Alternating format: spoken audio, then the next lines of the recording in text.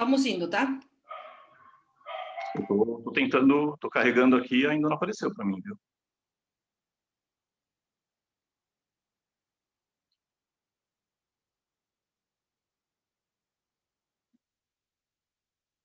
Ah, agora sim.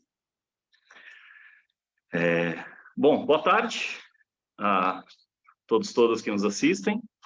Bem-vindos, bem-vindas a mais uma edição da TV do FABC. Hoje é um dia muito importante aqui para a gente. É com prazer que a gente vai promover um debate entre as chapas que estão candidatas à diretoria nacional do Andes, do nosso sindicato nacional.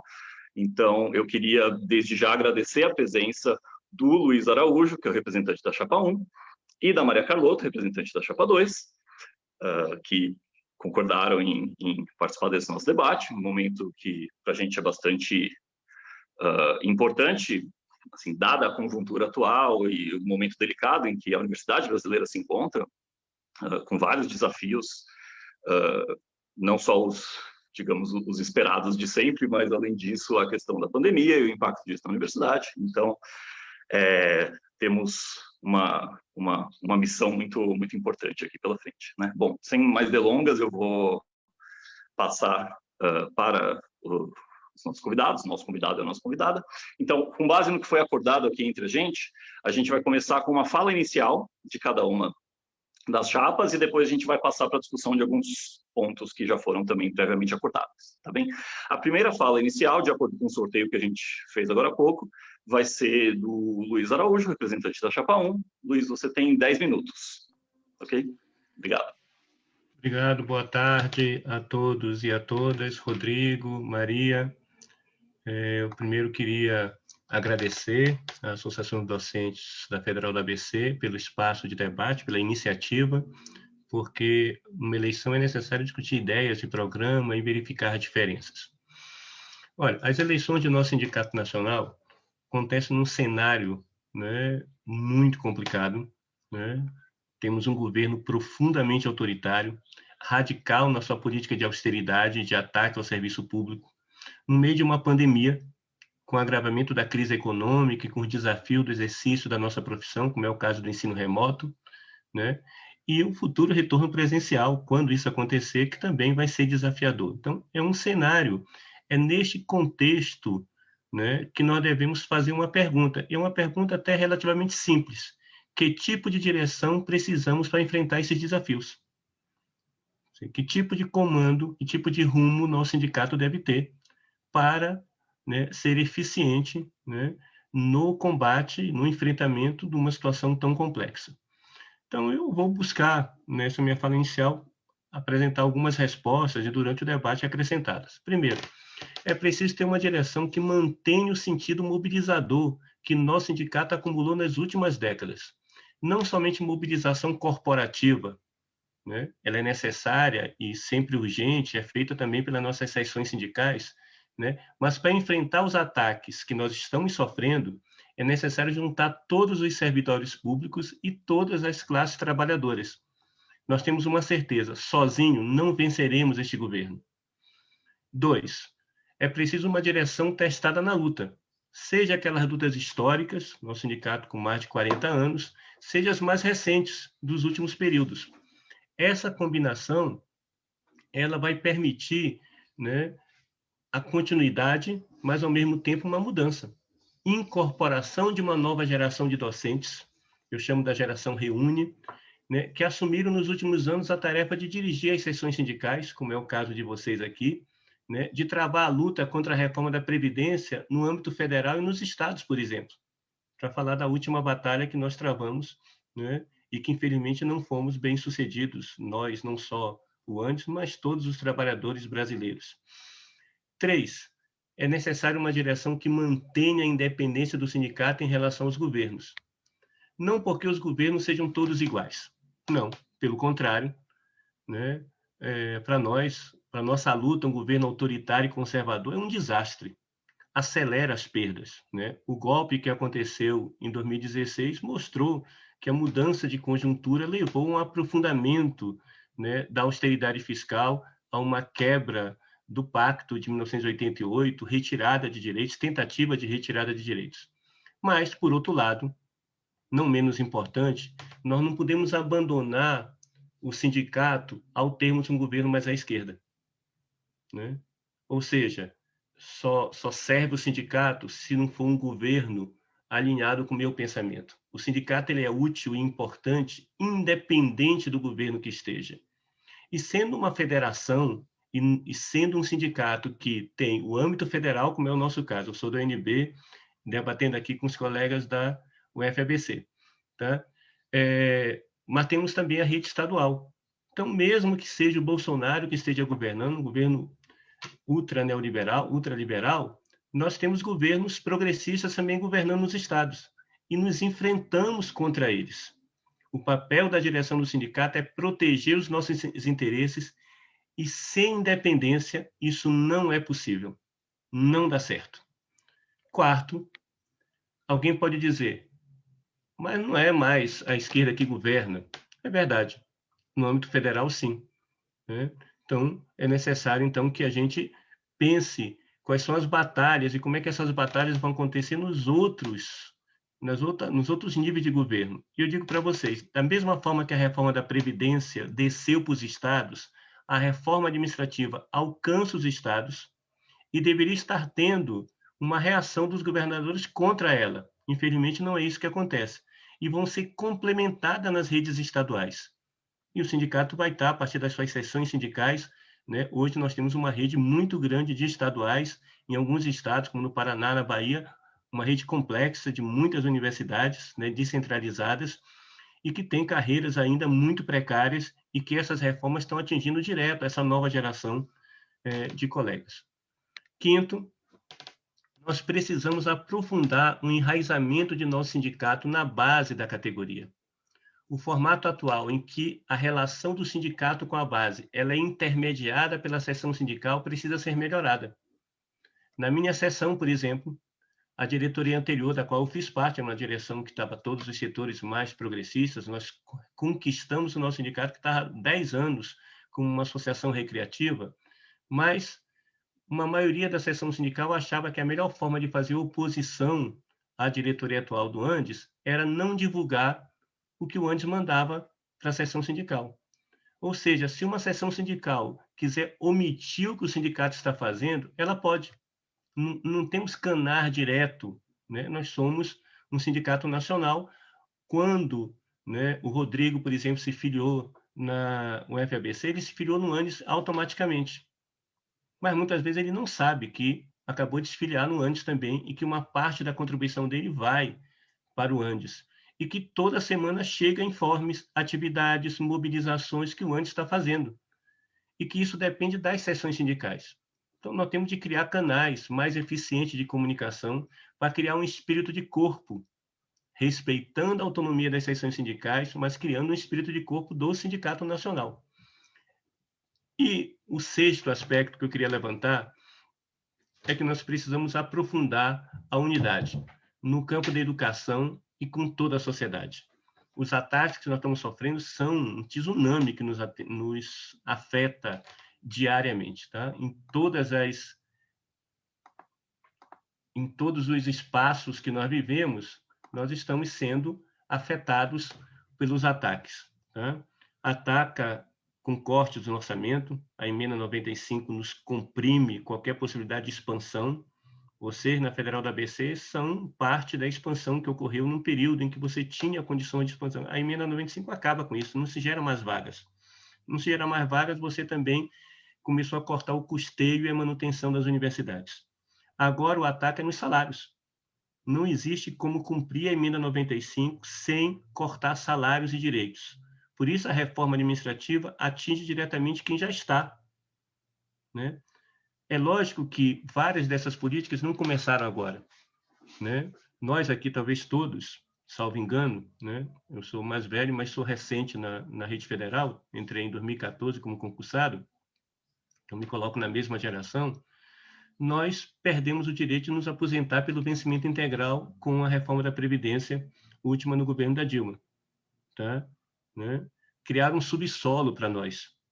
Nós ficamos presos como adjunto né, no subsolo e depois que a gente vai para adjunto 1, né, para economizar na folha. Agora, você vai atacar outros direitos na carreira, porque a folha é a principal despesa das universidades. Sem mexer na folha, que tem um crescimento vegetativo pelos nossos direitos da carreira, você não cumpre a emenda 95.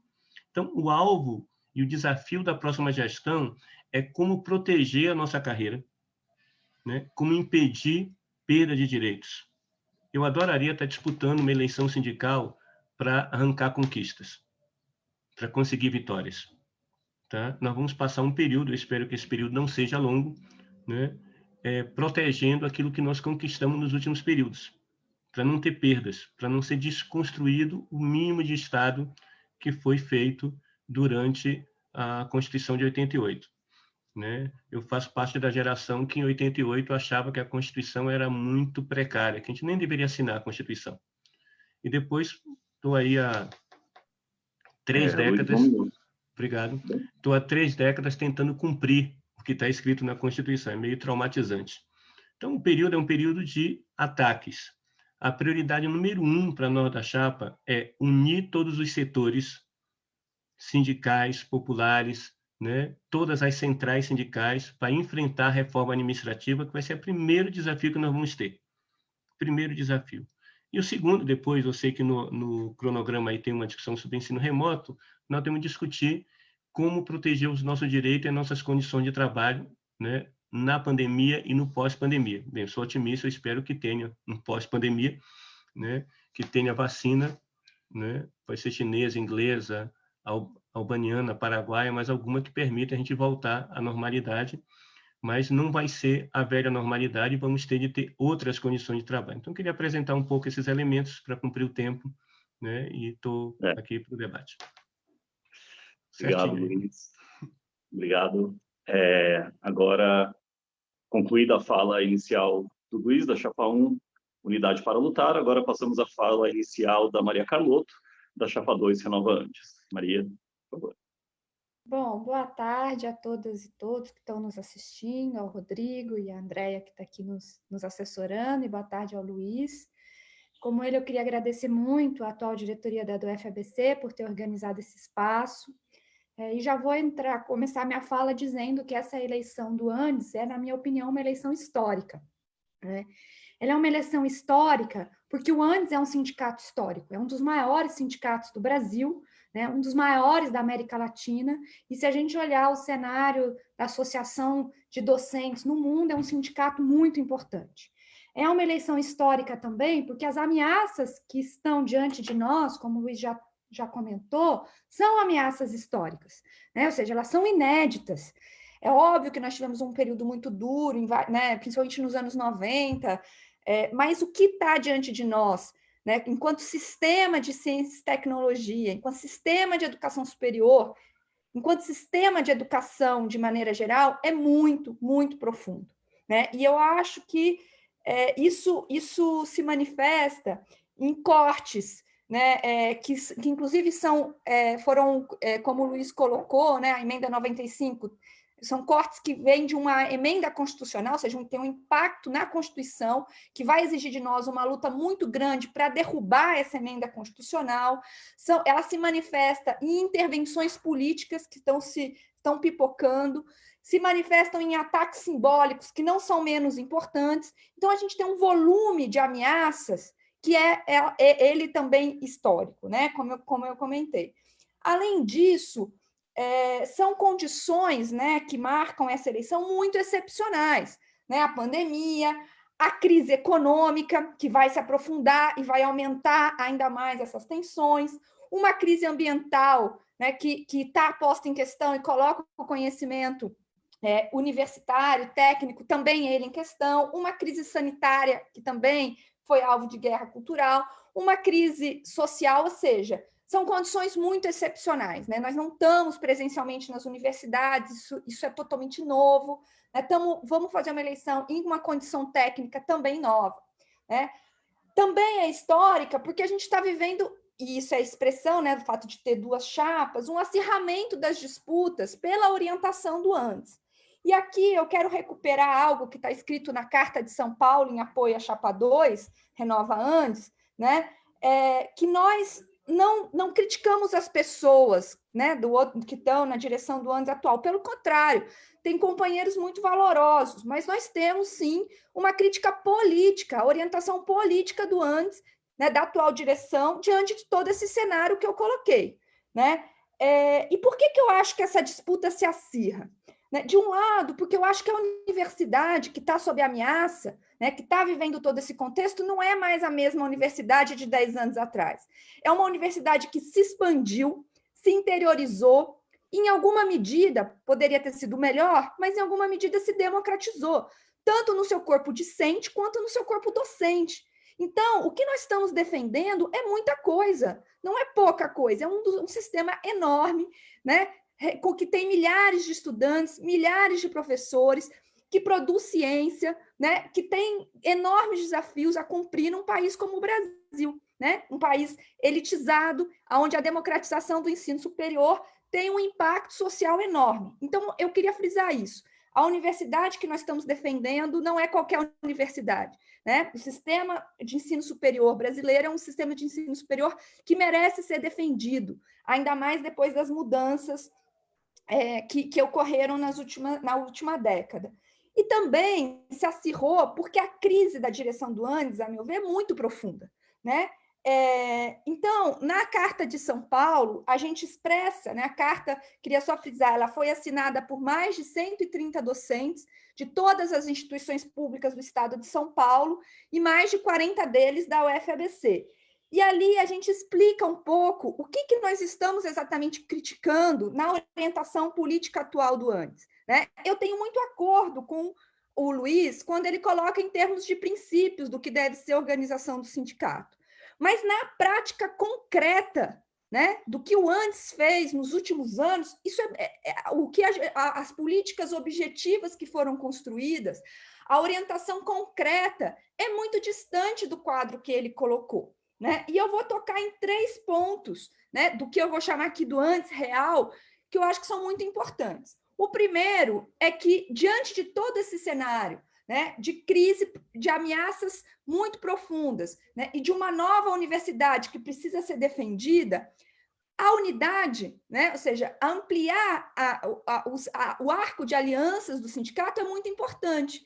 E o que a direção do ANDES fez nos últimos anos é exatamente o oposto disso, né? É escolher algumas poucas entidades com as quais se relacionar e criticar todas as demais, argumentando que elas não eram radicais o suficiente. Então, tem um isolacionismo do ANDES que é visível para quem acompanha minimamente a dinâmica do sindicato, né? Então, eu acho que esse é um ponto que nós criticamos, ou seja, a gente tem que fazer aliança com todos, absolutamente todos aqueles e aquelas que estão dispostas a defender a educação, o serviço público, a universidade pública, numa direção com a qual concordamos, independentemente deles serem ou não tão radicais quanto nós, tão de esquerda quanto nós, ou seja, uma política de unidade de fato contra o isolacionismo.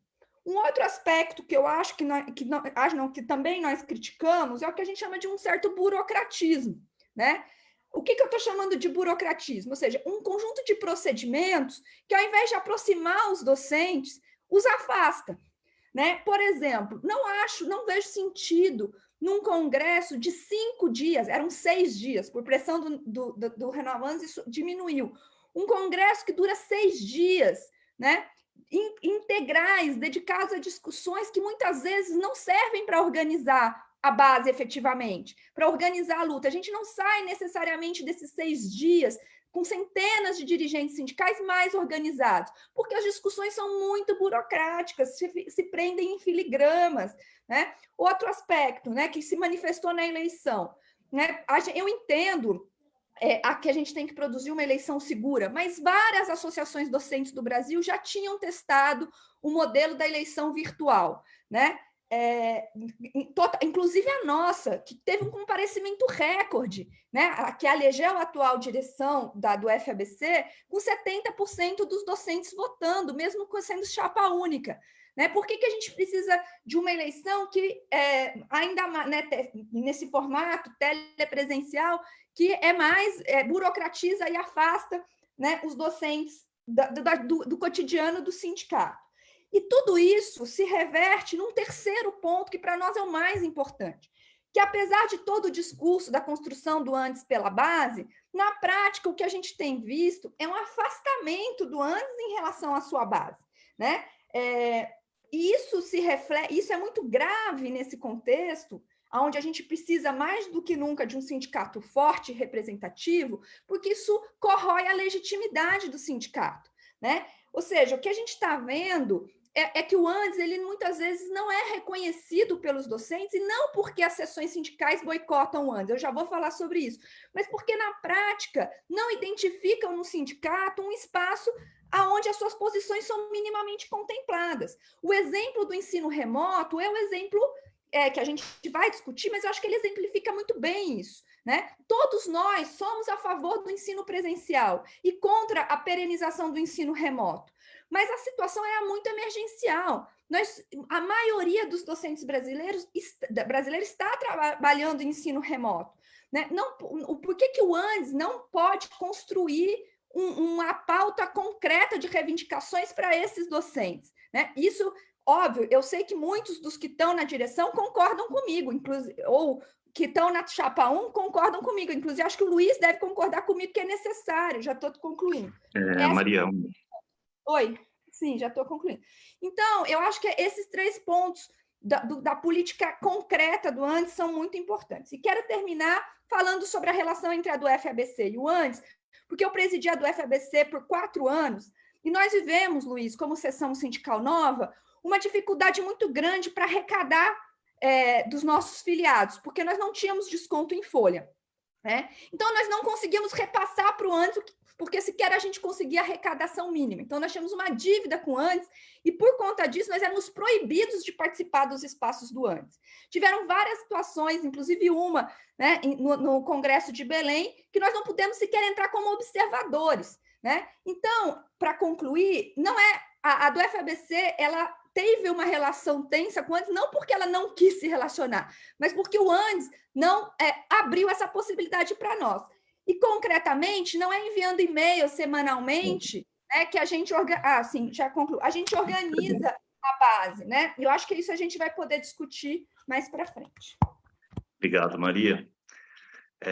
Bom, agora a gente vai passar, findas as falas iniciais, as falas de abertura, a gente vai passar para uma discussão de 4 pontos de debate que nós, da diretoria executiva do FABC, elencamos para propor a serem debatidas entre as 2 chapas. O primeiro desses pontos é o impacto da pandemia nas universidades e a adoção do ensino remoto.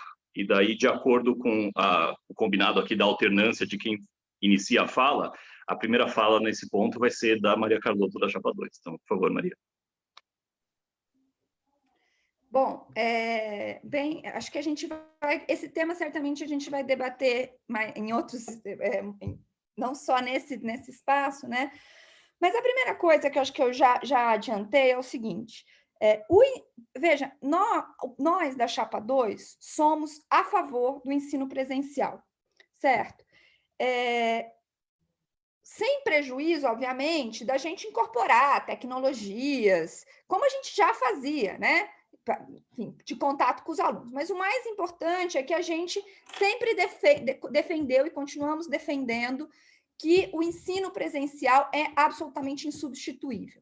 E mais, que o ensino remoto, nesta conjuntura, deve ser considerado apenas, né, tão somente uma alternativa emergencial. Quem acompanhou a nossa posição na UFABC sabe disso muito bem, né? Como nós trabalhamos contra a naturalização do ensino remoto. Eu nem preciso dizer isso, porque isso foi muito claro, né, em todas as nossas posições.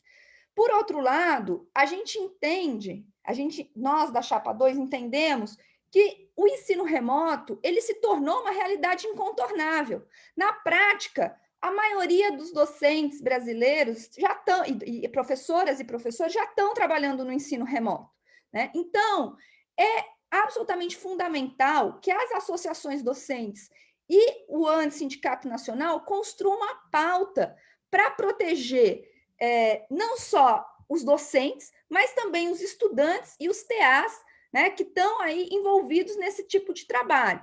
Então, a nossa posição é que é muito importante ter uma pauta concreta, né, de reivindicações que reduza ao máximo o prejuízo que o ensino remoto está causando. Pode causar, não, está causando. Perdas pedagógicas, perdas, né, em termos da democratização do ensino, ou seja, aqueles que podem e não podem seguir, e perdas do ponto de vista da saúde mental e física dos docentes. Né? Então, acho que esse é um ponto onde o sindicato precisa atuar. E por mais que muitas pessoas, né, tanto da atual direção quanto da Chapa 1, concordem com isso, na prática, o que aconteceu nos últimos CONADs, que são os conselhos de associações docentes, é que os representantes da atual diretoria e da Chapa 1, com a qual, né, eles têm afinidade, eles entendem que você construir uma pauta para defender os docentes no contexto do ensino remoto é aceitar, ou como eles gostam de dizer, naturalizar o ensino remoto.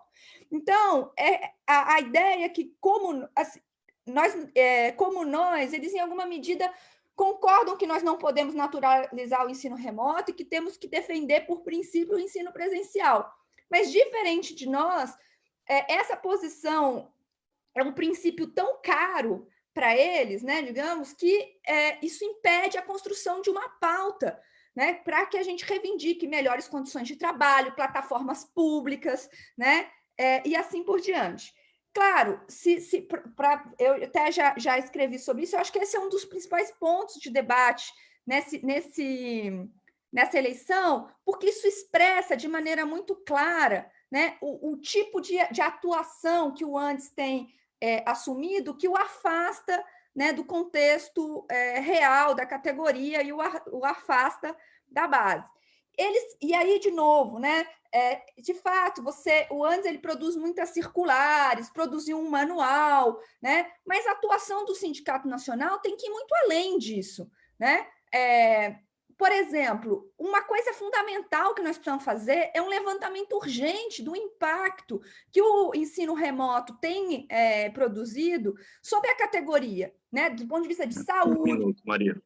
De diferentes condições de trabalho. Né? Então, esse levantamento não pode ser feito pelas associações docentes isoladamente. Isso é função do Sindicato Nacional. E, a partir daí, ele tem que interagir com o MEC, demandando plataformas públicas, né? Que isso, inclusive, transcende a nossa situação emergencial, políticas de regulamentação do trabalho e assim por diante. Então, o sindicato ele tem um papel concreto que não é simplesmente, né, enviar manuais e circulares orientando em uma direção ou em outra.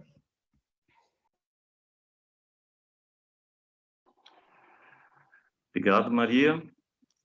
Agora passamos à fala do Luiz. 5 minutos, Luiz, sobre esse tópico. Obrigado.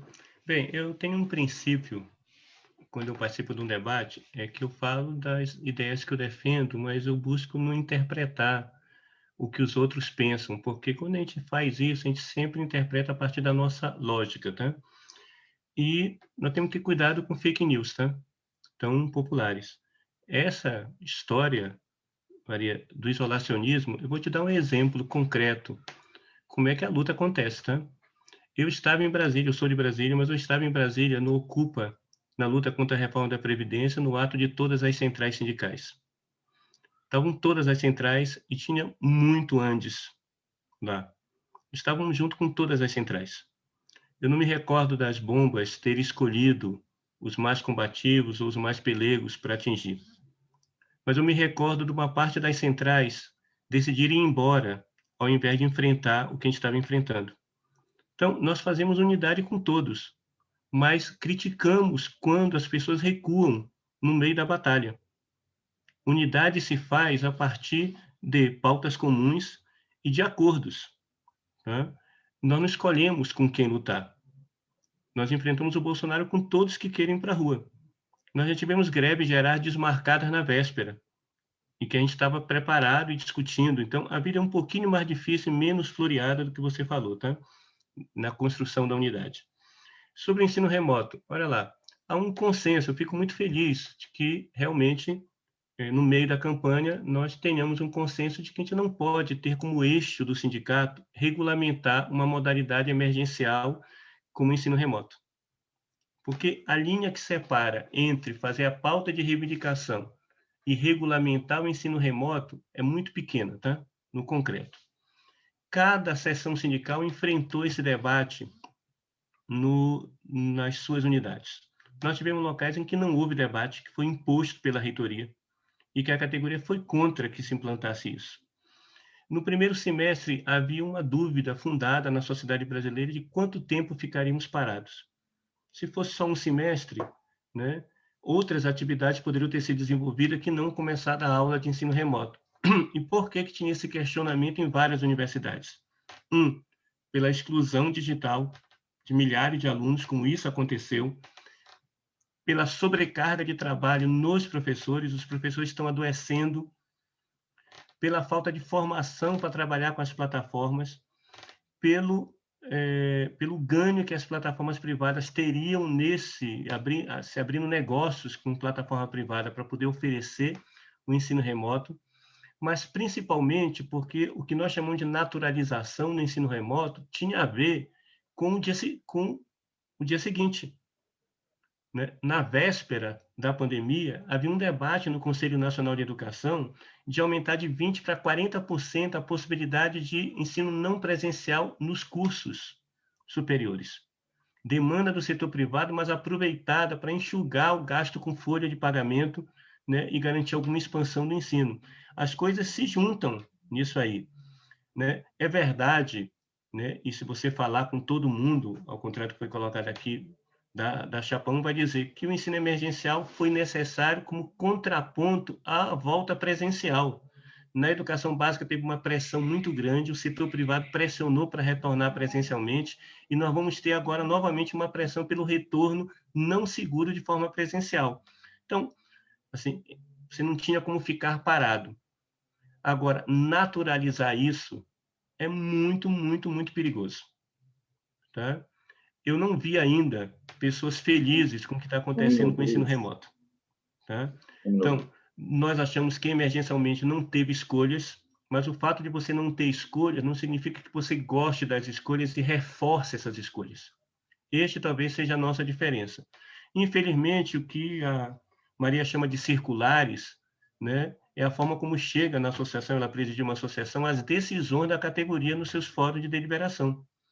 Então, acho que devia assim, valorizar mais aquilo que a categoria decide e não tratar como se fossem meros papéis que chegam, né, para que a gente leve para a categoria aquilo que nós construímos coletivamente.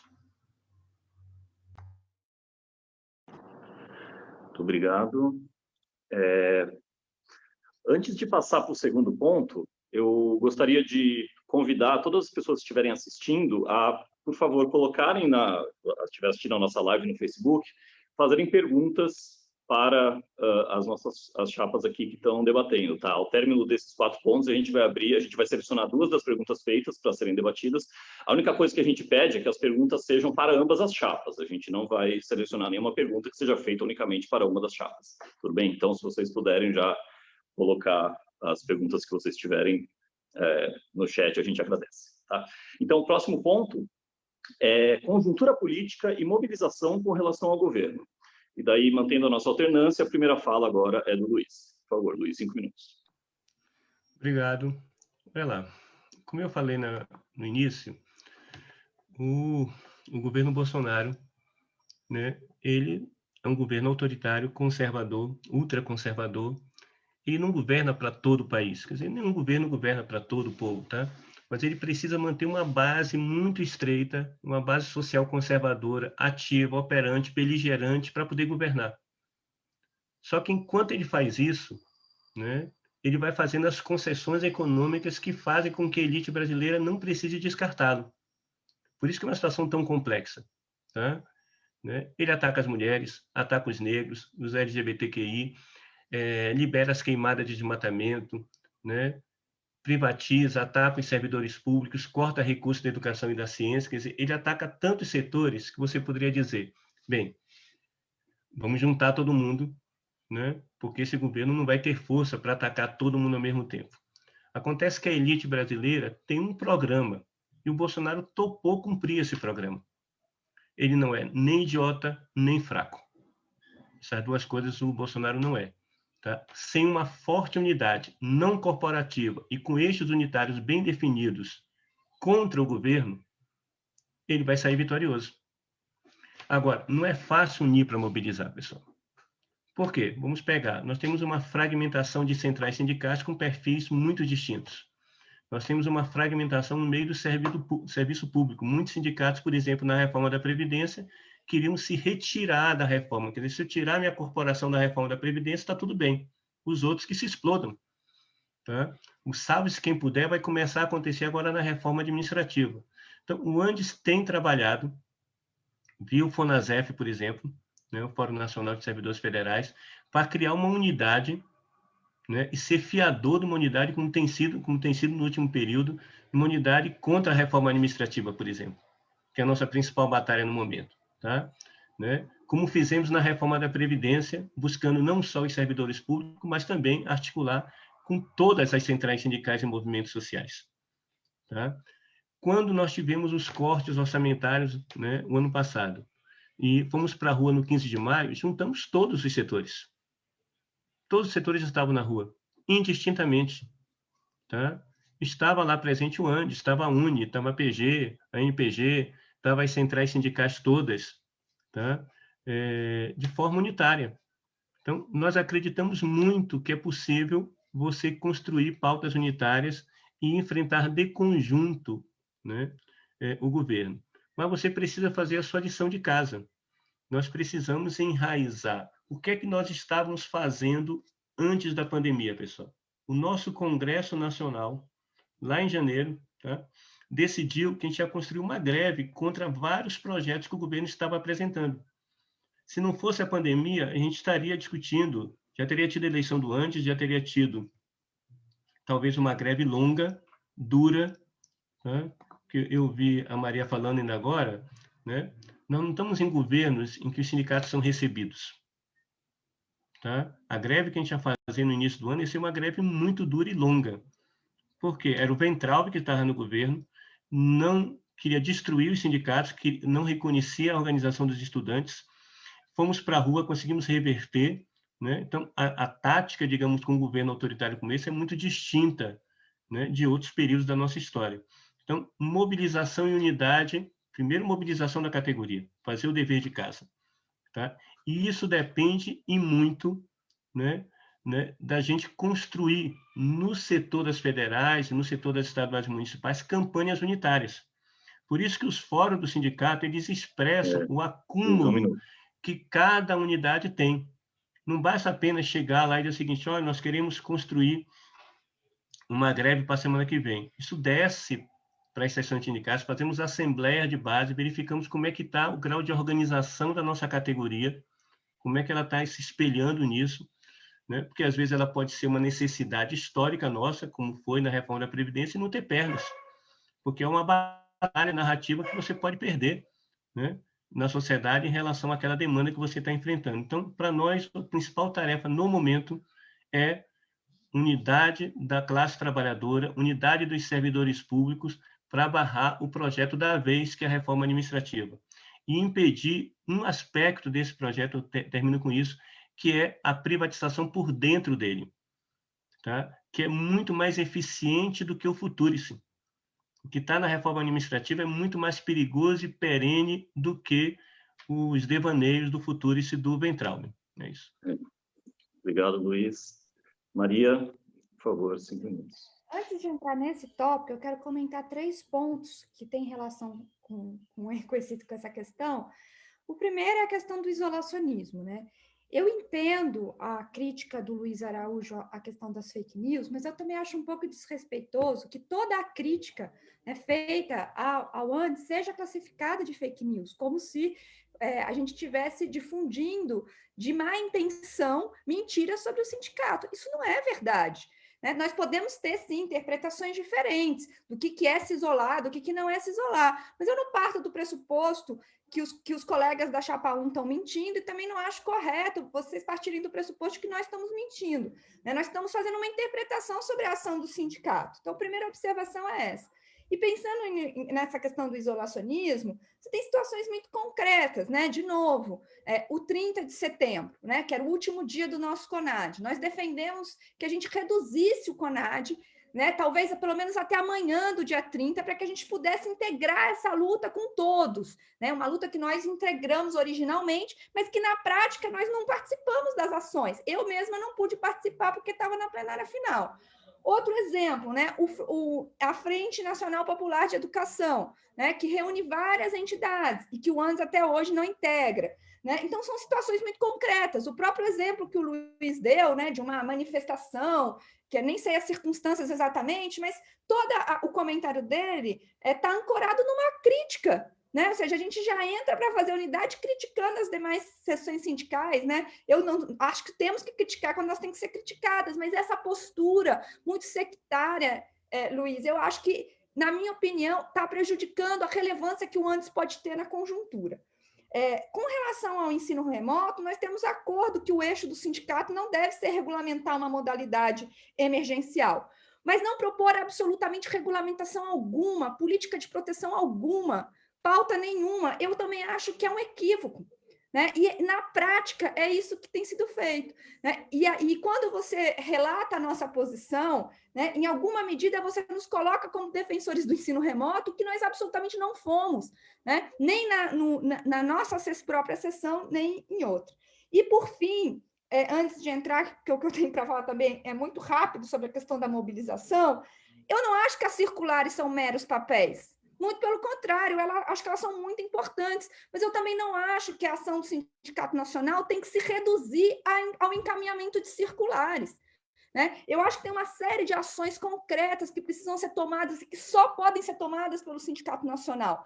Né? E mais, o papel da Regional São Paulo. Nós pedimos várias reuniões com a Regional de São Paulo, que reúne todas as associações docentes, e sempre muito difícil o contato. Qual é o papel, né? E qual tem sido a atuação da Regional São Paulo do ANDES, né? Na organização da luta em São Paulo? Né? Talvez por isso você tenha tanta resistência, tanta oposição ao ANDES aqui no Estado.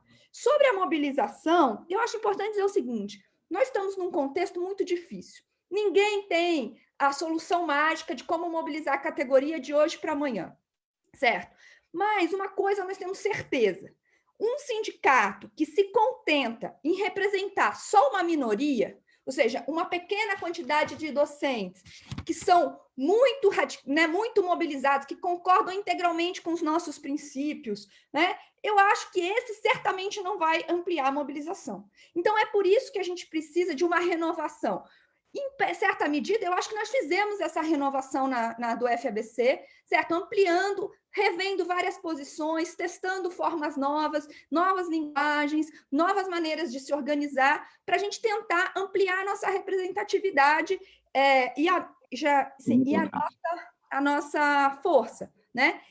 E em várias lutas e mobilizações recentes, o ANDES primou pela ausência, né?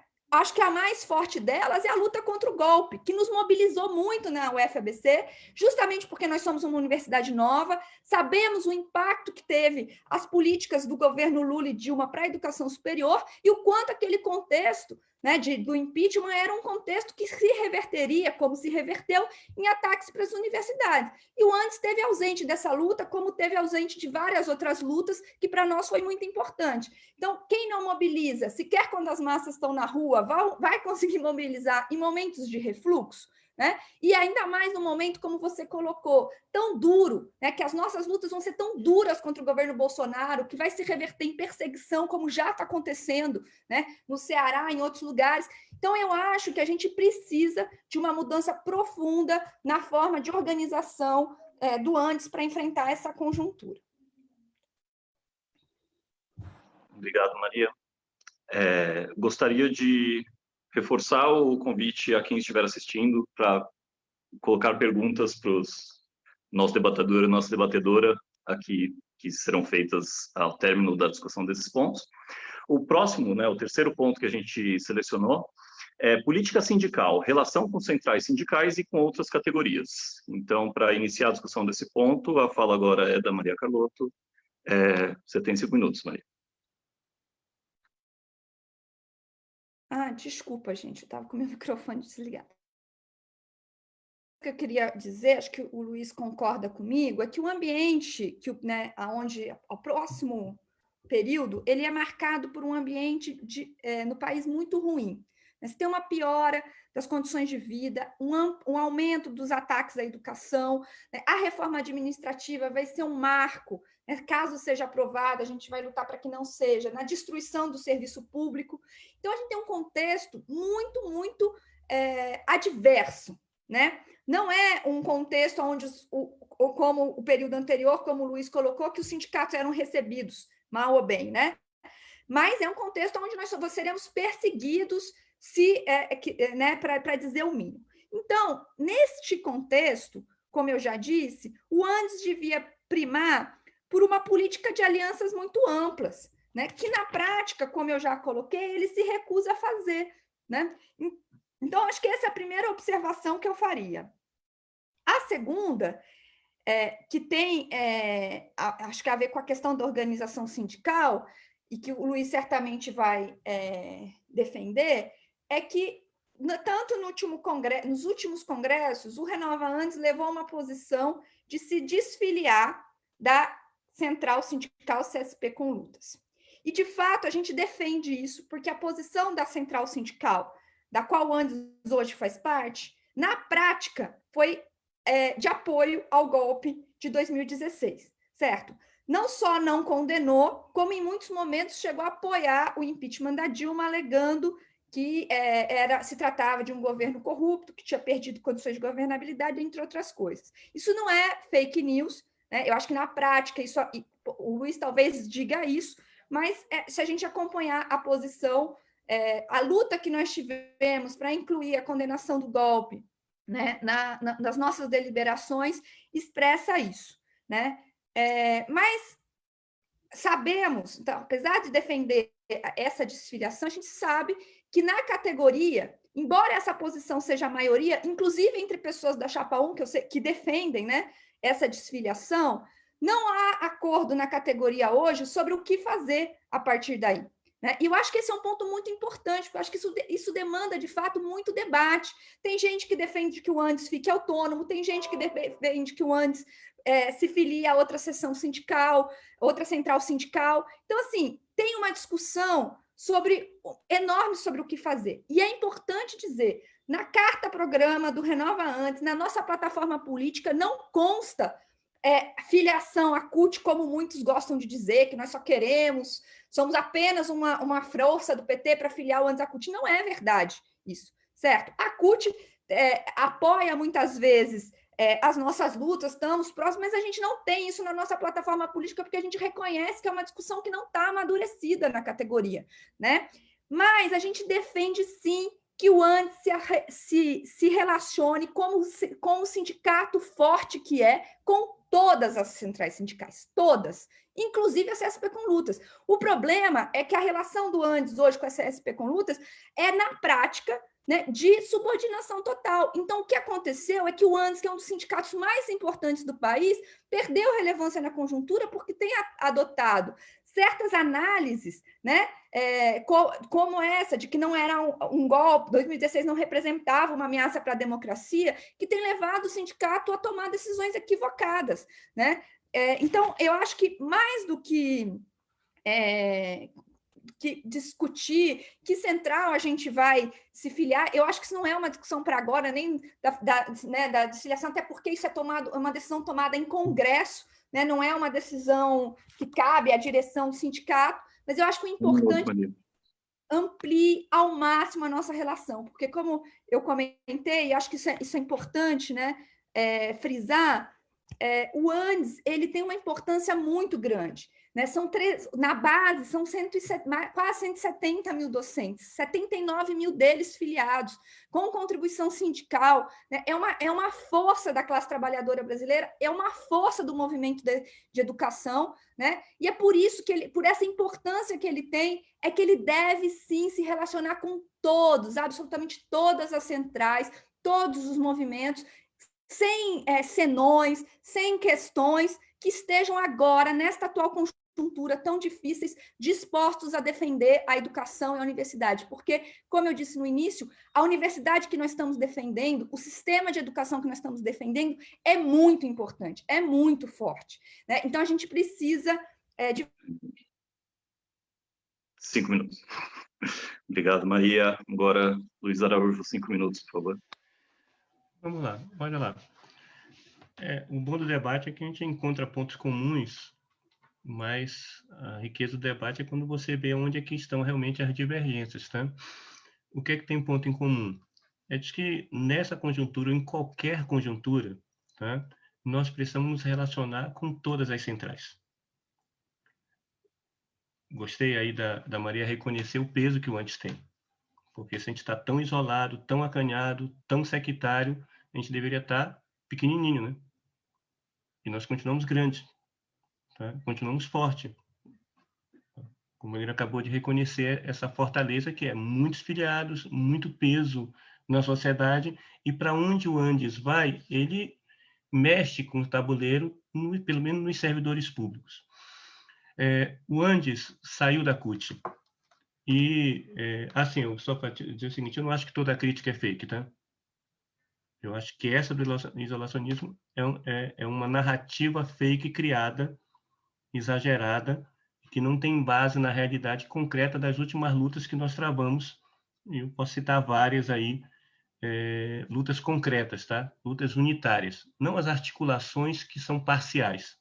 A educação tem 3 articulações, todas parciais, por exemplo. Nós não temos... Eu estive nos CONEDs, sou mais antigo daqui, tá? Ajudei a organizar os CONEDs. Nós não temos mais isso na educação. Nenhuma articulação é unitária hoje na educação, tá? Nós saímos da CUT anos atrás, tá? E eu fui fundador da CUT, tá? Porque a CUT, no momento em que mais a gente precisava que ela mantivesse a independência de classe na reforma da Previdência, ela puxou o tapete de todos nós, tá? Bem, não é verdade, Maria, me desculpe, que o Renova não defenda, né, a volta à CUT. O meu amigo Heleno, tá? Dirigente da CUT de Engenho da Cinité, da qual eu já fui tesoureiro, diz com todas as letras, né, na live de lançamento, em outros vídeos, de que a CUT está trabalhando para que vocês ganhem, para que o Andes volte para a CUT, tá? Eu não vi nenhum desmentido de ninguém da chapa de vocês sobre isso. Saiu uma circular da CUT propondo que todos os sindicatos apoiem. Então, há uma disputa, um interesse evidente da CUT para um retorno do Andes para lá. Tá? Então, vamos colocar as coisas como elas são, tá? E assumir as responsabilidades. Agora, é óbvio, digamos assim, que mesmo que o Renova defenda isso, essa discussão não está dada na categoria. Tá? O Congresso passado decidiu reavaliar a nossa presença na Conlutas. Tá? Sensível a um questionamento sobre várias posições que a Conluta está fazendo. O grau desses questionamentos é variado dentro do Congresso e dentro da nossa chapa, inclusive. Eu estaria num setor muito mais crítico, digamos, em relação ao que a Conlutas faz. Mas a decisão do Congresso abriu um debate. Se não fosse a pandemia, a gente estaria concluindo esse debate, ou avançado nesse debate. O mundo mudou completamente nesse período. Então, primeiro, nos últimos períodos, o Andes teve uma posição muito crítica a várias posições da Conlutas. Articulou um fórum mais amplo, né, que tem questionamento dentro da Conlutas. O setor, digamos, tem setores que não entraram na nossa etapa justamente porque são críticos dessa postura mais independente em relação a várias posturas. Mas nós somos filiados à Conlutas. Não temos dependência. Teve uma filiação aprovada pela base da categoria. Como a desfiliação da CUT também foi aprovada. E com uma possível desfiliação, eu até defendo, mas a chapa não tem uma posição unitária sobre isso, vai ser uma decisão que tem que ser amadurecida na base. Para onde o Andes se mover, nisso a gente tem um acordo. O Andes tem um papel muito importante em buscar uma reversão da fragmentação que o mundo sindical está enfrentando neste momento. Né? Neste momento de governo Bolsonaro, né, em que até o Reinaldo Azevedo é de esquerda, tá? É lógico, digamos assim, que vai se juntar todo mundo para enfrentar o governo Bolsonaro. Né? Mas eu queria dizer o seguinte, agir de forma unitária, né, é necessário, mas não significa que quando uma postura numa central sindical puxa o tapete dessa luta unitária, você não deva criticar. Isso não é sectarismo. Né? Isso é educativo para mostrar de que unidade se constrói com gestos concretos e não notas e chamadas e outras coisas desse tipo. Tá? Então, eu acho que a questão sindical, o Congresso vai se debruçar, a nova gestão vai ter que conduzir esse processo e nós temos um compromisso de conduzir da forma mais democrática para que o Andes tenha protagonismo na luta classista no nosso país. Obrigado, Luiz. Agora passamos ao quarto e último ponto de debate que havia sido previsto, que é a concepção de Andes Sindicato Nacional e seu futuro. E daí, mantendo a alternância, Luiz Araújo tem a primeira fala, 5 minutos, por favor. Só abrir o microfone, sempre a gente fecha, depois é uma dificuldade para abrir. Bem, olha lá. Existem coisas que nós precisamos aprofundar, aperfeiçoar nessa ferramenta que nós chamamos sindicato, sempre. O sindicato é uma ferramenta para lutar pelos nossos interesses. E ela não é uma ferramenta abstrata, tá? Ela tem uma história, ela constrói princípios que erguem esse edifício que ele existe. O Andestão construiu muitos princípios sindicais, uma concepção sindical, mas ela tem que estar antenada com as mudanças de perfil e com os anseios, com as demandas da própria categoria. O que é que tem de princípio que nós consideramos que não devem ser revistos, tá? Primeiro, uma democracia de base, não uma democracia de minoria. Certamente, muitas decisões que os companheiros tomaram aí na associação na ABC, teve poucas pessoas na Assembleia. Né? O fato de ter poucas pessoas na Assembleia pode ter vários fatores, tá? Várias causas. Não torna as decisões legítimas, mas não significa que elas vão conseguir se impor, porque pode ser que a ausência dos outros setores seja uma negativa daquilo que a gente estava construindo, principalmente nas greves. Mas a ferramenta que nós temos é uma ferramenta de consulta à base para decidir. Tá? 2, uma descentralização na representação. Nós somos um sindicato nacional que inovou, dando uma autonomia para as seções sindicais. Tá? Terceiro, autonomia em relação aos governos e reitoria. Tá? Foi o que fez a gente sair da CUT, foi o que faz a gente ter divergências com muitas pessoas que abandonaram o sindicato, né? E que relevam, digamos assim, quando o seu governo esteja. Eu, pessoalmente, já fui governo, sou sindicalista e sei as dificuldades desse equilíbrio, né? E a necessidade de manter essa autonomia em relação a governos e reitoria, mesmo aqueles que estejam mais próximos da nossa política, da nossa ideologia enquanto liderança, já que na categoria é difícil você dizer que um governo representa, né, a categoria, senão a gente diria que, certamente, com classe média, uma boa parte da categoria votou no Bolsonaro. Tá? Bem, seria bom saber qual desses princípios nós temos divergências concretas. Tá? Bem, agora, quais são os novos desafios que nós temos no momento, né, diante do novo perfil dos nossos docentes? Que é um perfil que está mudando. A universidade está mudando a sua composição, mas os nossos docentes também. Tá? Primeiro, nós precisamos dar um sentimento de pertencimento ao sindicato. Tá? Né? Essa intermediação precisa ser relativizada. Nós precisamos discutir formas de se relacionar direto com a categoria, de se comunicar direto com a categoria, de ser mais ágil na comunicação. A forma de interação nossa mudou muito. Tá? Não uma situação emergencial agora de ensino remoto, que a gente só está fazendo reuniões de forma remota. Tá? Né? Mas certamente uma parte desse sistema vai continuar. Tá? Mas a forma, a agilidade com que a gente tem de tomar decisões, dar respostas, né, mudou muito. Né? E os sindicatos precisam se atualizar em relação a isso. Né? Nós precisamos construir, né, formas de pertencimento daquela pessoa que se associa na Associação dos Docentes da Federal da ABC, que no mesmo momento passa a ser Andes, mas não se sente Andes. E por vários fatores. As pessoas aqui se sentem ADUMB. Tá? Né? Então, esse é um problema que esse derivado, no meu entender, desse formato que nós temos, tem uma riqueza, o formato federativo, as nossas decisões precisam ser construídas nos CONADs, nos congressos. Acho que os nossos congressos precisam ser revitalizados. Tá aí uma crítica que eu não acho que seja fake. Tá? Eu não acho que o problema é ter 5 dias, 4, né? Eu até acho que podiam ser menos dias. Nem acho que as coisas que a gente discute lá estão distantes da categoria. Muito do que a gente discute lá são demandas importantes.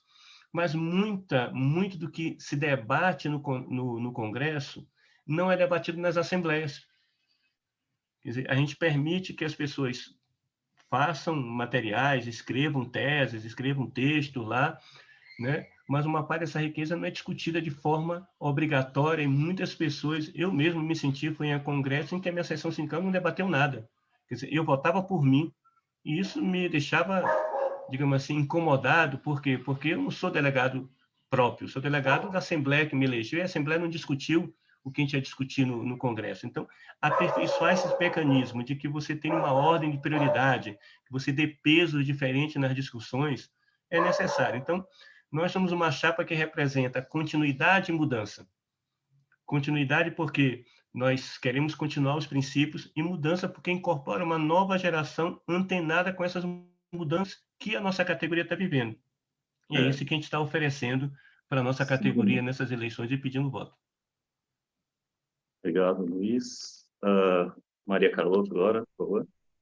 Não, queria só fazer 2 comentários antes, né, em relação ao que o Luiz falou. O primeiro é que é óbvio que eu considero o Andes uma ferramenta muito importante. Senão, eu nem teria disposto uma parte importante do meu tempo para construir, durante 4 anos, uma associação docente filiada ao Andes, né, defender a sua permanência no Andes, e mais, me dedicar tempo a disputar a orientação do Andes. Então, é claro que eu considero o Andes uma ferramenta fundamental. Mas se eu não achasse que ele não está cumprindo o papel que deveria, eu também não estaria numa chapa de oposição. Então, assim, eu acho que o Andes tem, sim, um papel a cumprir na conjuntura, mas não acho que ele esteja cumprindo o papel com o potencial que tem, né, por todas as críticas que eu faço. Então, só para deixar claro, eu acho isso. Acho que o Andes tem uma história de luta, tem um peso, mas ele está muito, mas muito aquém hoje do papel que ele poderia cumprir. E em relação a esse debate sobre CUT, primeiro, eu acho que esse é um debate que está muito distante do cotidiano dos docentes, como você mesmo reconheceu. Não acho que esse seja, digamos, o debate essencial. É óbvio que a CUT tem interesses nessa eleição, como a CSP com Lutas também, como outras centrais sindicais também, né? Mas o que é importante frisar é que se constrói muito um discurso, né, de que nós somos apenas uma estratégia para levar o Andes de volta para a CUT. Isso não é verdade. Isso não está no nosso programa, não é isso que nós estamos defendendo para essa eleição, não é esse o embate que a gente está travando. Assim como muitas pessoas vêm me perguntar, mas você é a favor do PROIFES? Que também é outra loucura, certo? Eu nunca, absolutamente na minha trajetória, e todos os companheiros que estão hoje no Renova Andes são fortemente defensores do Andes, sempre fomos. Eu nem nunca, até porque entrei na universidade em 2015, nem tomo conhecimento, nem tem. E o pouco contato que eu tive com o PROIFES, para falar a verdade, a minha visão sobre eles é muito negativa. Certo, me parece um sindicato com muitos problemas, uma associação, não sei nem exatamente o que eles são. Sobre os princípios, e aí eu acho que é o debate sobre o futuro do Andes. O Andes ele era originalmente uma associação docente. No começo dos anos 90, ele virou um sindicato, né? Eu defendi muito na do FABC e continuo defendendo. Nós somos um sindicato, mas nós também somos uma associação de docentes. O que isso significa? Significa que a gente tem que defender políticas de proteção da categoria, mas nós também temos uma tarefa muito importante de discutir qual é o papel da universidade, qual é a política universitária, como é que deve se organizar as universidades públicas, discutir democracia, financiamento, inclusão de estudantes. Tudo isso é parte do papel do Andes. E nessa conjuntura, isso vai ser muito importante. E isso é importante, inclusive, para aumentar a legitimidade do sindicato, né? É óbvio que todos nós defendemos democracia pela base, certo? Quem é que não defende um sindicato democrático? Mas quando a gente diz, assembleias vazias não significa que as nossas decisões sejam legítimas, a minha experiência não é essa. A legitimidade de um sindicato não é dado pelo número de pessoas que tem numa assembleia, de fato, mas é dado, sim, pelo reconhecimento que o conjunto da categoria tem de que aquele sindicato tem as melhores práticas. Eu acho que na UFABC nós conseguimos construir isso. Nós podíamos até ter assembleias que não eram esvaziadas, mas podiam não reunir a maioria da categoria, mas toda a categoria aceitava e acatava as nossas decisões, porque reconhecia que os nossos procedimentos eram os mais corretos, eram os melhores possíveis. Isso é que dá legitimidade para o sindicato. E é isso que eu acho que o ANDES carece, e o Luiz, em grande medida, reconheceu isso quando disse que tem que se renovar uma série de coisas. Né? Mas se não foi feito até agora, eu acho que esse é um ponto importante. Né? O que impediu de se fazer essa renovação, que é tão importante para o contexto, né, que nós estamos vivendo? Então, eu acho que sim, o ANDES precisa de uma renovação profunda, mais do que esse embate entre CUT e PROIFES, que é pouco importante. O que nos mobiliza, né, o que dá articulação do Renova ANDES, são as inúmeras associações, seções sindicais que se renovaram, a UFRJ, a Federal do Paraná, a própria DUMB, ou seja, que fizeram, a do Unicamp, que fizeram esse experimento, né, do qual nós, na UFABC, somos parte, de testar novas práticas, de ampliar sua legitimidade, sua representatividade e ter efeitos, né, na prática organizativa muito melhores do que os que a gente está tendo no âmbito nacional. Muito obrigado, Maria. Bom, agora a gente passa para a sessão de perguntas feitas por quem está assistindo a nossa transmissão. Queria agradecer já pelas perguntas que foram feitas pela nossa plateia. A gente selecionou aqui 2 perguntas. Tem uma pergunta que, na verdade, a resposta, não sei se devo considerar parte da resposta, mas toca na última fala da Maria, que é uma pergunta que foi feita por 3 pessoas. Tentar sintetizar aqui qual é a avaliação, né, nas palavras da Jennifer Santos, qual é a avaliação do processo histórico que deu origem ao PROIFES e como vocês avaliam esse processo, né, qual que seria a relação do ANDES com o PROIFES. Então, gostaria de colocar essa pergunta para a Maria e para o Luiz. A Maria começa respondendo, mantendo a alternância. Então, Maria, por favor, 5 minutos. Não, eu acho que o processo, sem dúvida, o processo que deu origem ao PROIFES está ligado a críticas da orientação do ANDES. Eu não estava no movimento sindical, eu sou da nova geração que o Luiz colocou, e pelo que eu entendi, ele também, porque entrou em 2014, né? Então, eu não acompanhei como docente e nem como dirigente sindical e dirigente de associação docente esse processo. Então, eu não sei exatamente os meandros desse processo. O que eu sei é que nós deveríamos ter uma associação nacional única, certo? E acho que a associação, no caso, o sindicato que representa a categoria nacionalmente é o ANDES Sindicato Nacional. Ou seja, o PROIFES, eles têm uma história, uma organização, enfim, deles, mas eu acho que a nossa luta, a nossa batalha deveria ser para aumentar a força do ANDES, para aumentar a legitimidade do ANDES, para que aqueles que saíram pelas decisões, pelas questões que enfim, os mobilizaram, as quais não conheço, porque, de novo, não acompanhei esse processo, não era docente de ensino superior nessa época, que eles reconheçam e voltem para o ANDES Sindicato Nacional. Acho que esse é o mais importante. Ou seja, o ANDES é o nosso sindicato, é nosso sindicato mais importante, o único que representa nacionalmente a categoria. Eu acho que isso é importante frisar.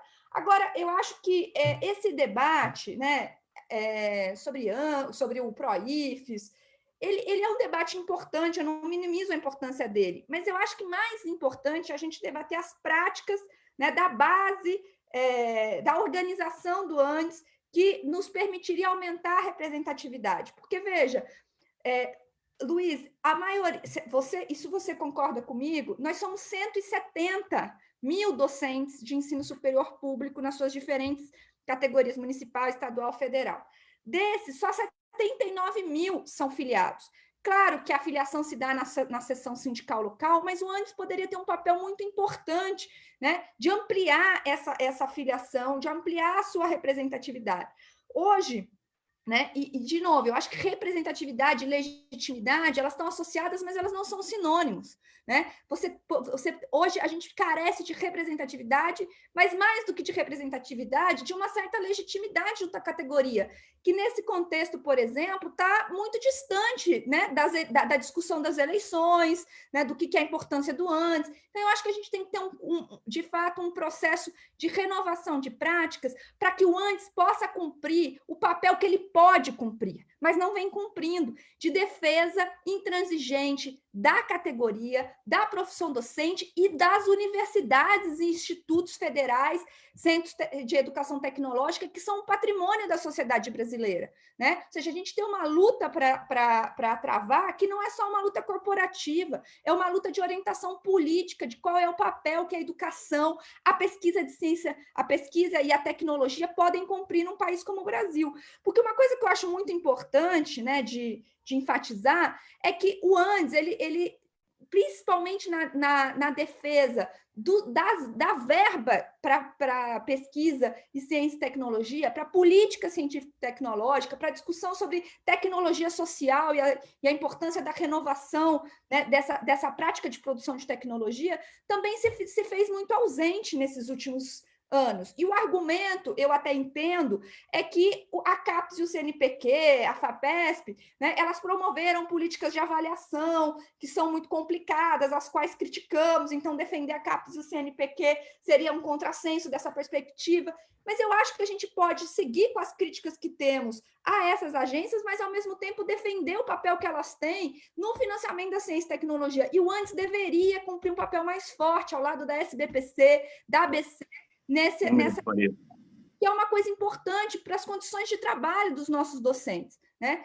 Enfim, e ainda nessa discussão, eu acho que a gente deveria lidar com as críticas, né, de uma maneira menos reativa, né? Todos, e eu reconheço mesmo, os colegas da Chapa 1, estamos todos despendendo muito tempo, né, da nossa vida para construir o movimento docente, para defender a universidade pública. Nós devemos ter mais empatia, mais respeito pelas posições uns dos outros, né? Eu acho que isso ampliaria o diálogo que nós precisamos, o diálogo efetivo que nós precisamos travar para renovar o Andes profundamente. É por isso que eu queria pedir o voto na Chapa 2, renova Andes, porque eu acho que nós temos mais condições de fazer isso pelo que nós já fizemos nas nossas sessões sindicais locais do que a atual direção do Andes, que agora reconhece a necessidade de mudar, né, mas durante os últimos anos se manteve muito aferrada aos seus princípios e posições.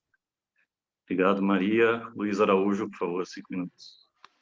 Olha lá, eu vou atender o apelo da Maria e tentar ter empatia na resposta, tá? Veja lá, é verdade, eu entrei em 2014, tá? Mas o passado, ele é de domínio público e ele nos forma, tá? Ele faz parte da nossa formação. Se nós queremos dirigir o sindicato, a gente não pode colocar como argumento de que eu não estava presente, eu não estive neste momento, cheguei agora, tá? Tem que ter uma posição sobre esse processo. O princípio da unicidade sindical é um princípio que estava lá na formação do sindicalismo, quando nós renovamos isso na década de 80. E esse princípio foi quebrado, mas não foi quebrado em qualquer lugar. O Proifes não nasceu por geração espontânea. Ele foi fabricado na sede da CUT, tá? As pessoas foram proibidas de entrar para poder votar. Teve 450 votos de procuração. E mesmo que você não estivesse presente, não é obrigado, obviamente, a estar presente, porque o tempo vai passando, a gente não viveu todo mundo a mesma história. Mas muitos da tua chapa estiveram. E até hoje eu não vi um posicionamento claro, crítico sobre esse processo. Autocrítico. Tá? Cada um tem seus pesos do passado. A posição da Conlutas em relação ao golpe volta e nos cobra, digamos assim, um posicionamento sobre isso. E a posição do Proifes é muito relevante porque tem a ver com prática sindical. O Proifes foi fabricado para ter um sindicato que não questionasse o governo e fosse recebido pelo governo. No meio da greve de 2012, enquanto a gente estava construindo a greve pelo Andes, o Proifes estava negociando em nosso nome. Tá? Não deu certo, não vingou, perdeu sua importância hoje, mas está lá no Fórum Nacional de Educação. E eu não vi ninguém questionar a presença do Proifes nesse fórum que o antes devia estar. Tá? O Proifes existe, é uma ferida aberta, tá? E que várias pessoas que participaram direta e indiretamente disso não fizeram uma autocrítica. É lógico que quem está disputando o Andes hoje vai dizer o seguinte: não, eu quero ir para o Proifes. Tá? Eu acabei de disputar uma eleição aqui na Dumb, em que a outra chapa, que era a direita e mais um rapaz do PCdoB, era um defensor do Proifes. Tá? Foi da diretoria dele. Tá? E todo mundo defendeu o Andes aqui.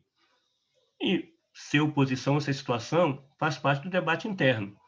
Agora, um ajuste de contas sobre isso tem a ver com a relação com os governos quando eles forem progressistas, Maria. Tá?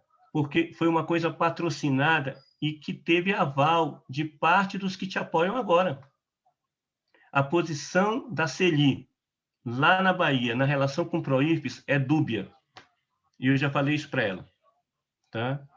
Então, se você não estava, tudo bem, eu compreendo, tá? Mas vários dos que estão na chapa estiveram nesse processo e tiveram dubiedade, para dizer o mínimo. E o Proifes foi uma divisão da categoria, estimulada pelo governo e patrocinada pela CUT. Né? Nós tivemos de entrar na justiça para garantir manter a representação. É lógico que pode ter surgido com a crítica, quer dizer, o caldo que levou a que algumas pessoas fossem era uma crítica. Então é o seguinte: eu não vou mais disputar o sindicato, eu vou criar um outro. Nós brigamos a nossa vida inteira contra isso. Tá? Quando o novo sindicalismo surgiu, tinham pessoas que defendiam que a gente criasse um sindicato de metalúrgicos em São Paulo paralelo ao Joaquinzão. Tinham pessoas que defendiam isso. Mas era muito forte o princípio de que um sindicato representa a categoria e que nós temos de conquistar a categoria e não dividir a categoria, porque isso fragiliza a nossa luta. E foi isso que o Proifes fez, tirou força da nossa categoria, tá? Ao fragilizar a nossa principal ferramenta. Eu fico muito feliz que muitos retornaram, tá? Fico muito feliz. Mas não é uma questão de só menos importância, uma questão do passado que é melhor esconder, colocar debaixo do tapete e vamos olhar para o futuro. Não. Fazer um acerto com o passado, sobre os vários passados, é necessário. Faz parte do debate político sindical nosso e de como a gente enxerga a construção do sindicato, tá? Que é um sindicato único que representa a categoria. Tá? Eu fui crítico, por exemplo, ao CEP do Rio de Janeiro, que saiu da CNTE. Achei um erro bárbaro que fizeram numa decisão, e se dependesse de mim, teriam voltado para lá, né?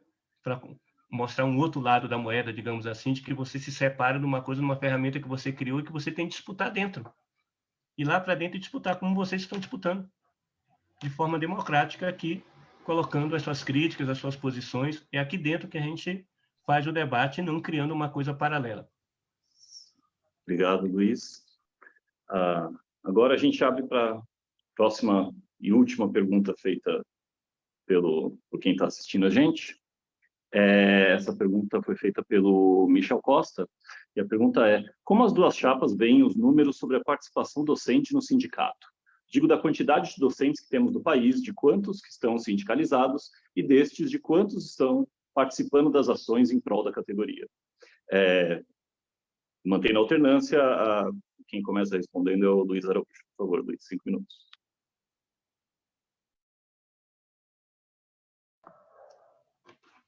Olha, se nós olharmos o quadro geral do sindicalismo, né, o mundo do trabalho provocou, e a precarização do trabalho provocou uma queda dos sindicalizados no geral nos sindicatos brasileiros.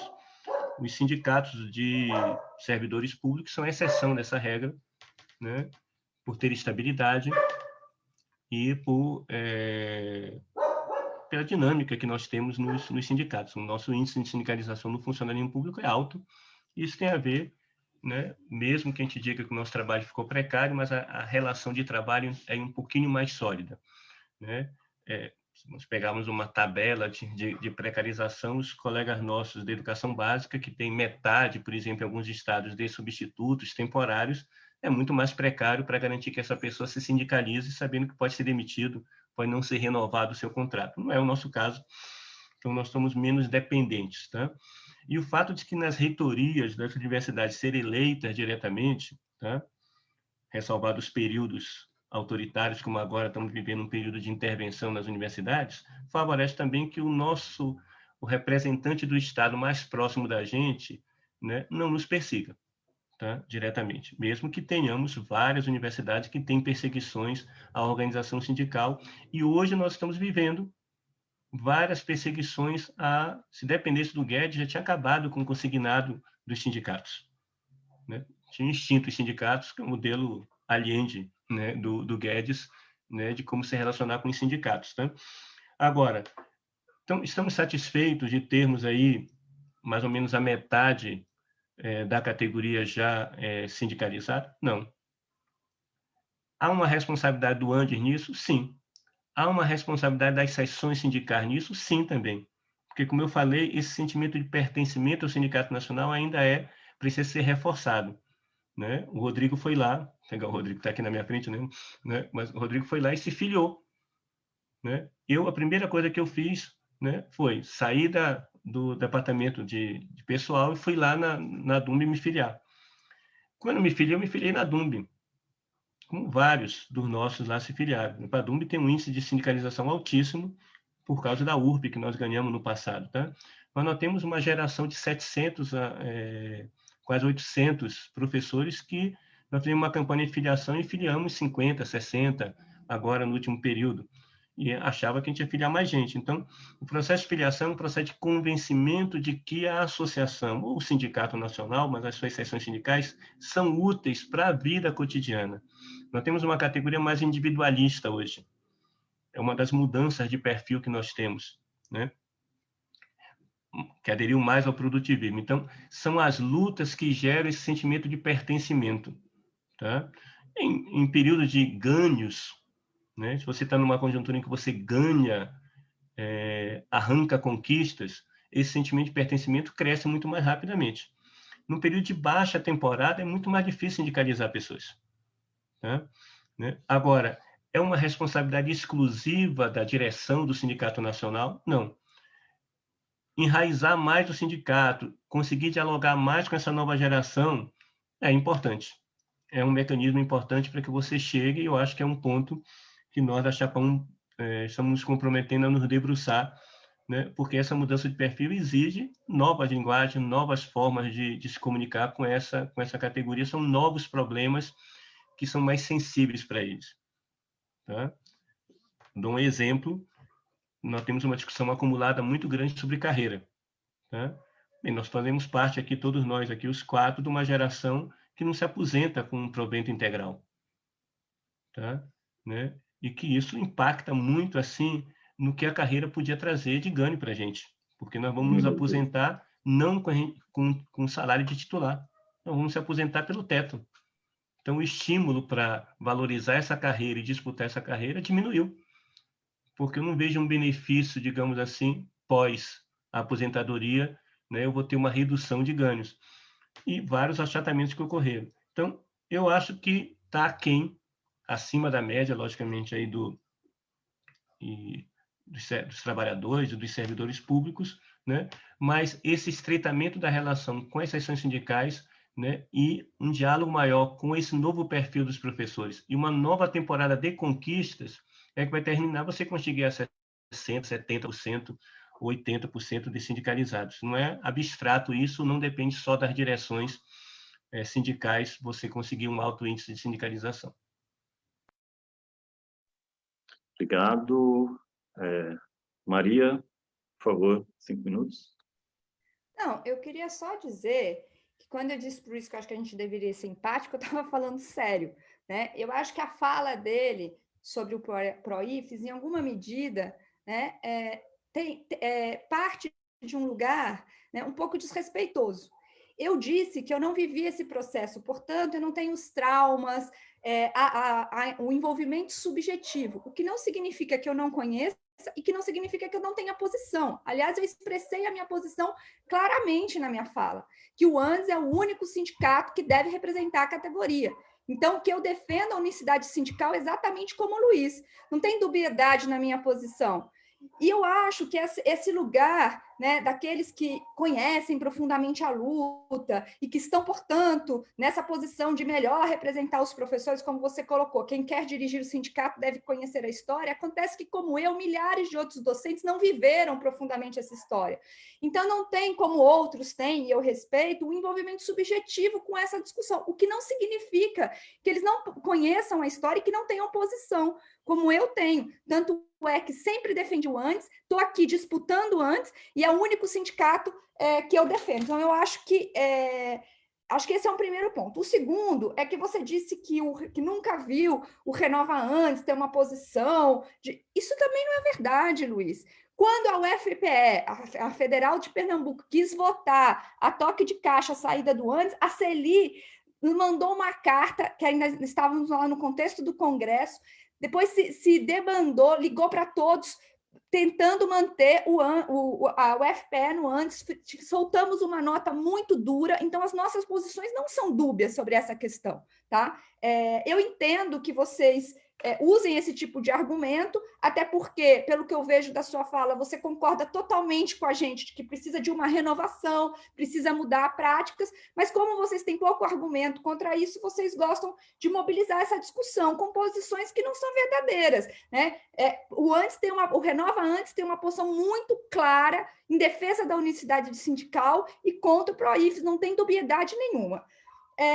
Então, o que eu quero só destacar dessa questão das filiações é que, assim, o Luiz disse que nos momentos de ampliação de direitos, de conquistas, as filiações se aumentam e quando, enfim, nós estamos num momento de refluxo, elas diminuem. Eu não sei se a relação é exatamente essa, porque quando nós estamos num momento como agora, que as ameaças se intensificam, é natural, inclusive, que as pessoas procurem uma associação que possa defender seus direitos, tá? Do mesmo jeito que quando a gente tem mais conquistas, enfim, eu não acho que a relação tem a ver com o contexto, eu acho que tem a ver com as práticas do sindicato, né? E acho que são essas práticas que precisam ser renovadas. O Andes precisa sair do isolacionismo que se encontra hoje, porque sim, ele tem uma importância muito grande, mas não tem cumprido essa importância. Não é por ignorância ou por má vontade que os docentes na base não sabem sobre o Andes, certo? Não sabem sobre o Andes porque o Andes tem cumprido um papel muito tímido, perto do que pode cumprir.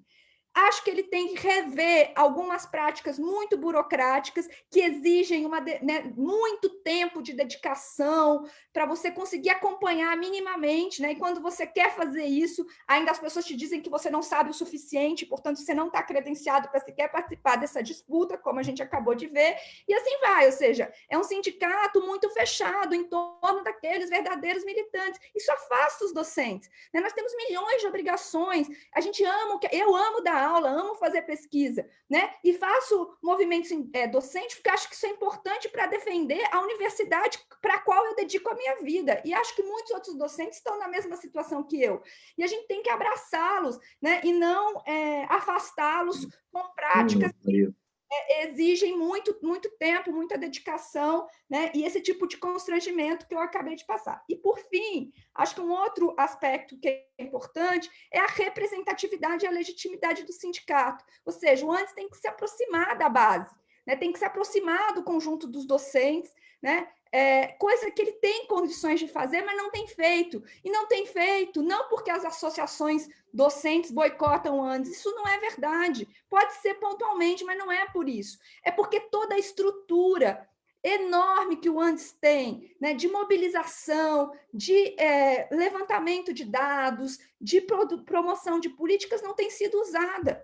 Então, eu acho que tem aí uma tarefa muito importante de renovação de práticas que certamente vai ampliar o número de filiados, que é o nosso grande objetivo, porque quanto mais forte, mais representativo, mais legítimo, maior o papel que o Andes pode cumprir e vai cumprir na conjuntura de defesa da universidade. Obrigada. Obrigado, Maria. Bom, passamos agora, então, findas as perguntas, a gente vai passar para as considerações finais, então, cada uma das representações das chapas vai ter uma fala final de 5 minutos e mantendo a alternância, a primeira delas é a da Maria. Por favor, Maria.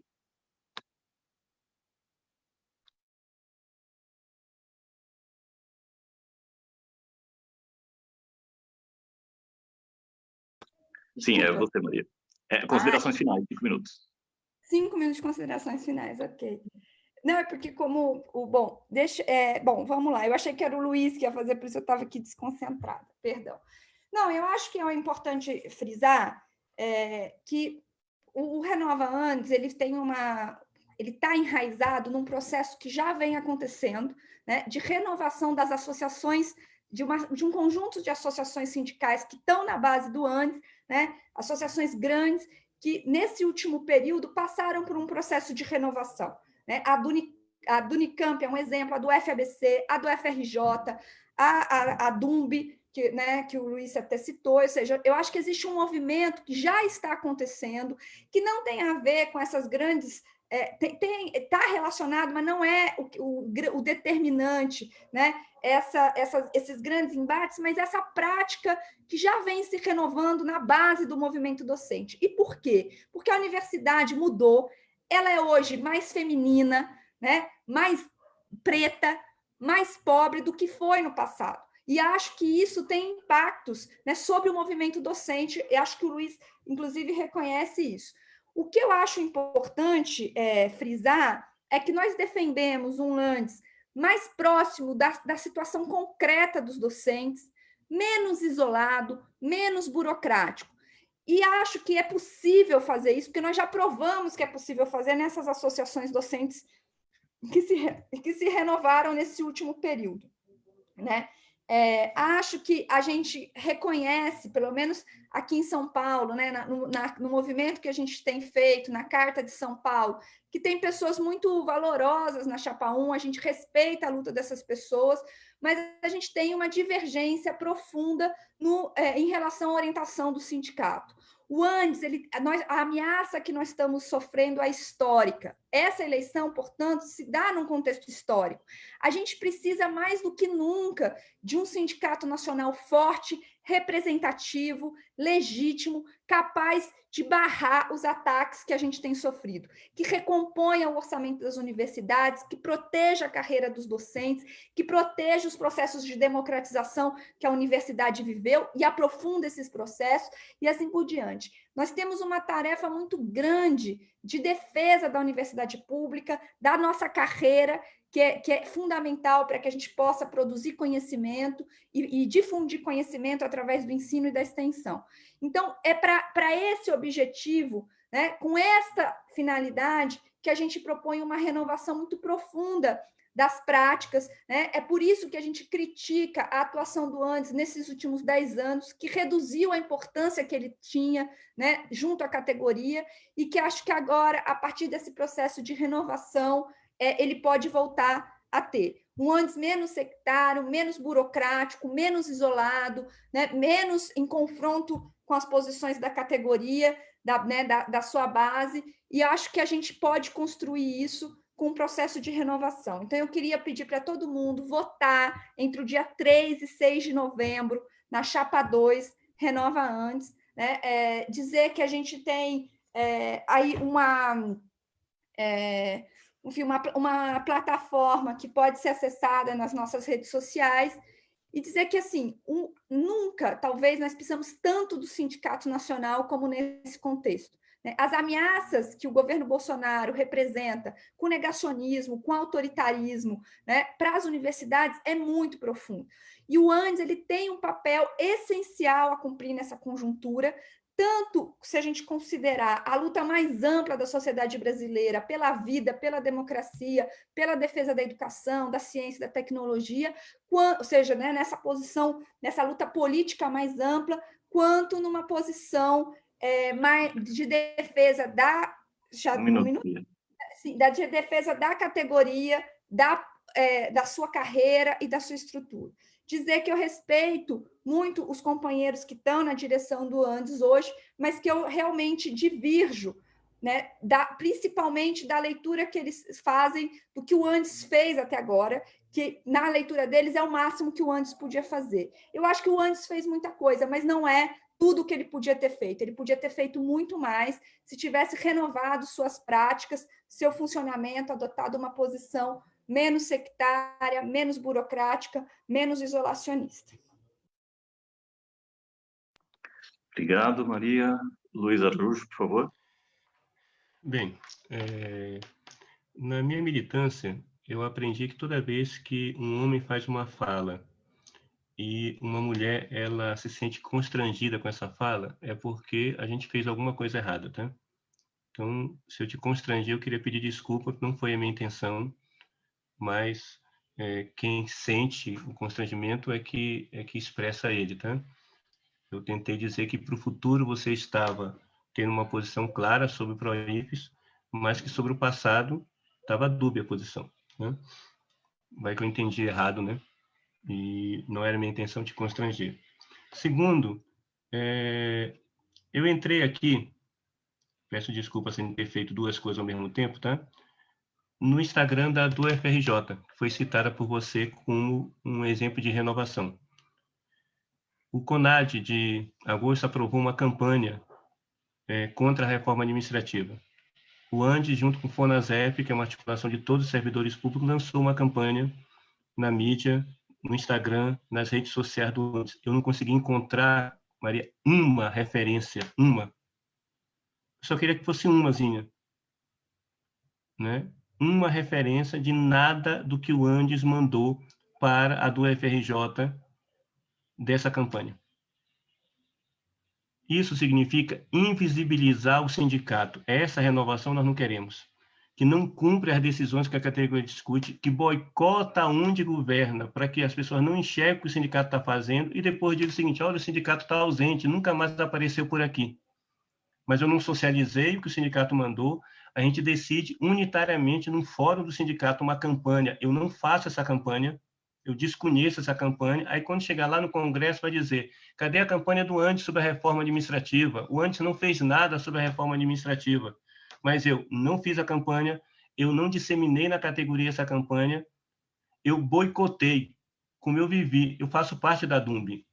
Né? Construir a mudança, nós ganhamos da direita aqui. Não foi o Renova que ganhou aqui. Não teve chapa do Renova na DUMB, mesmo que tenha 4 pessoas da UNB na chapa de vocês, tá? Né? Então, até a maioria aqui. Mas nós construímos uma chapa de toda a esquerda para ganhar da direita 2 vezes aqui. Mas sou muito crítico à gestão que eu fiz parte, e eu espero que a atual não faça a mesma coisa, que foi o que eu falei no início, que é invisibilizar o que a categoria decide nos seus fóruns e depois dizer que o sindicato está ausente. Porque eu não levo para a categoria, porque eu não quero fortalecer a diretoria que está lá. Esse é um jeito novo, renovado de fazer oposição. Eu queria pedir o voto das pessoas por 2 motivos. Nós precisamos de uma diretoria que seja testada na luta, que defenda a independência e autonomia independente dos governos e que possa assumir a tarefa de mobilizar a categoria, colocar a categoria na rua para enfrentar o tsunami que está caindo na nossa cabeça. Né? Tem erros no sindicato? Obviamente que tem. Tem necessidade de aprofundar e melhorar a nossa democracia, de melhorar a relação com a categoria? Claro que tem. Agora, o que nós não podemos ter é associações que se dizem renovadas, que boicotam o sindicato, que escondem o sindicato debaixo do tapete e depois diz que o sindicato não existe para poder aparecer como renovação. Nós queremos uma renovação que não seja apenas da boca para fora, mas que incorpore a geração testada na luta e que vem enfrentando. É o pessoal que lá na Bahia enfrenta os desmandos do governo estadual, né, nas estaduais, quando faz a reforma da Previdência. É o pessoal que enfrentou no Ceará, que enfrentou no Rio Grande do Norte, que enfrentou em São Paulo, que enfrentou no Paraná. Tem muita coisa para melhorar e nós estamos dispostos a construir as melhorias. Agora, não jogamos a criança junto com a água suja. Nós queremos fortalecer o nosso sindicato e fortalecer as instâncias deliberativas do sindicato. E para isso é necessário que as associações cumpram a sua obrigação e levem para a base aquilo que o sindicato está discutindo nas suas instâncias em que elas participaram e que elas ajudaram a decidir, mas saem de lá e fazem de conta que fazer oposição não é construir a luta unitária que é discutida nas instâncias, nas nossas assembleias pequenas, grandes, médias, a depender da nossa capacidade de mobilização e de convencer os colegas da necessidade da luta. Essa é a nossa luta cotidiana, convencer as pessoas que é necessário lutar, convencer as pessoas que vale a pena lutar e vale a pena fortalecer o sindicato que nós criamos e buscamos fortalecer. Eu peço o voto dos colegas que nos assistem, leiam o nosso programa, acompanhem nossas redes sociais, a campanha toda virtual, e no dia 3 a 6 de novembro, vote Chapa 1. Muito obrigado. Bom, com isso, já com o tempo bastante avançado, né? Infelizmente, não podemos continuar a discussão, que está muito rica, mas gostaria de agradecer, antes de mais nada, a presença do Luiz Araújo, da Maria Carlotto, por terem proporcionado a gente esse momento de debate, esse momento tão rico, tão importante para uma eleição tão fundamental como essa. E agradecer também a todo mundo que está assistindo a gente agora no Facebook e também a quem vai assistir a gravação depois. E é isso. Muito obrigado a todos e uma ótima noite.